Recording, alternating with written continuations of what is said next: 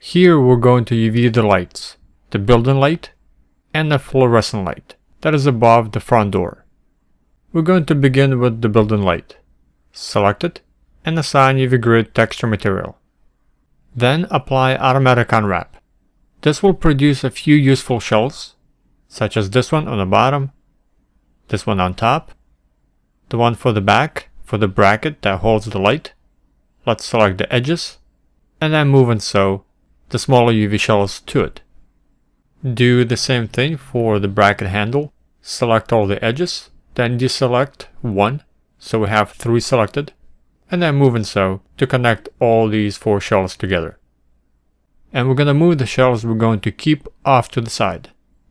Another shell we're going to keep is this ring on the bottom, and then the rest we'll need to re-UV. First we'll need to fix the interior border here. So switch over to face component mode, select one face, then hold shift and double click on the face next to it. This will select all continuous faces. Then project on Y. This will give us some heavy distortion and the shell will be flipped. So flip the shell and apply unfold. That will look pretty good. I'm gonna scale the shell down, but we haven't applied textile density, so we don't need to worry about scaling and positioning just yet. For the main light itself, we'll apply cylindrical projection. So select just the faces that we need to project. Then go to UV and choose cylindrical. Left click, hold and drag on this red gizmo to complete the cylindrical curve. And I'm going to scale the shell down so the UV grid repetition is not as extreme.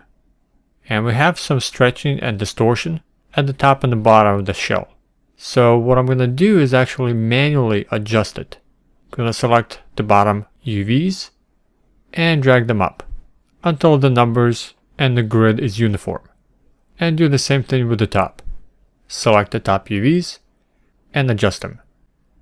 I don't like where the UV seam is on this shell, and I'd rather have it in the back away from the player point of view and where the bracket is.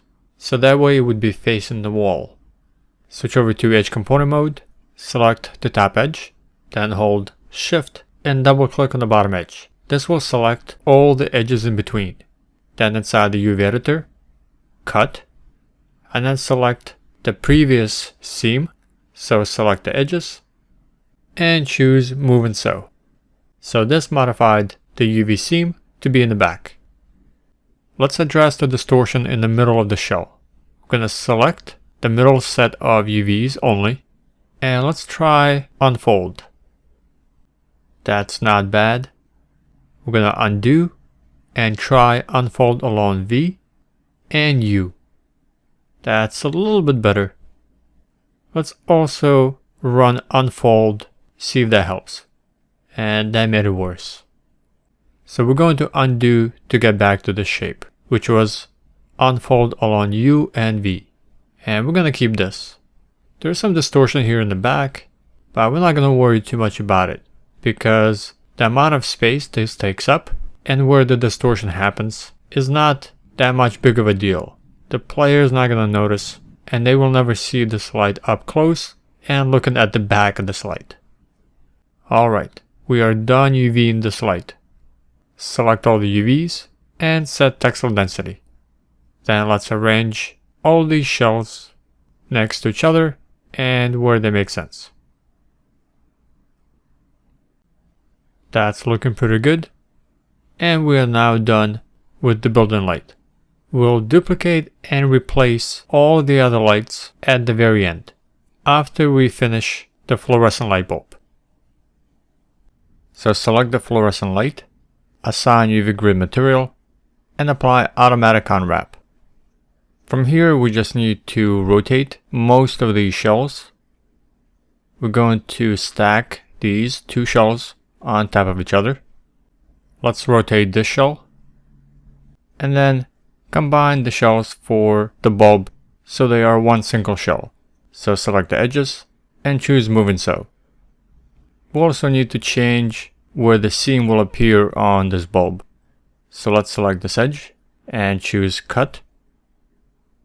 And then select the edge where the seam was and choose move and sew. Rotate the shell, position it. And now let's address these shells on the bottom.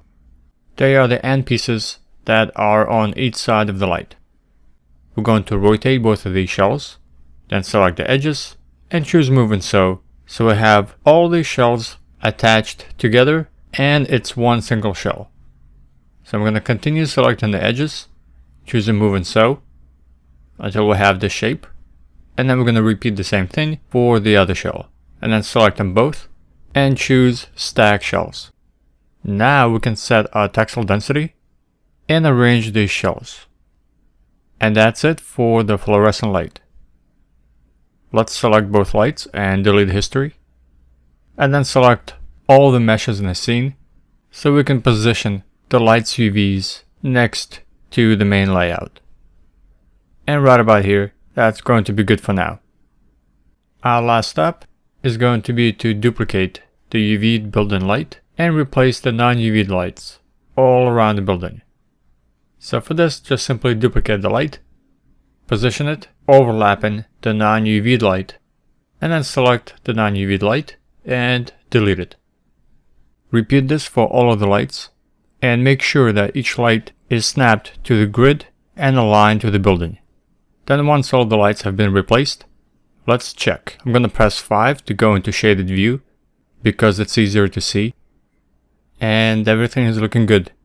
We are now done with the lights.